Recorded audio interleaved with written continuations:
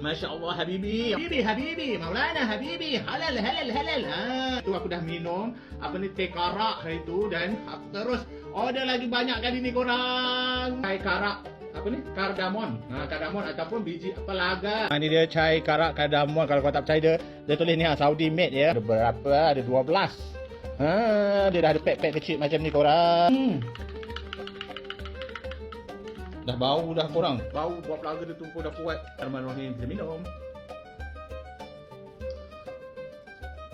Rasa kepekatan dia tu dengan rasa teh dia tu dan dia tak terlalu manis. Oh, ini kalau minum waktu more pun sesuai korang. Tarawih tu, sambil lepak-lepak malam-malam sembang-sembang dengan kawan, bancur satu cawan minum.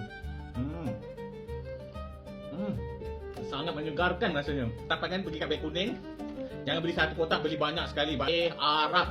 Diimport daripada Saudi Arabia. Okey korang, jangan lupa.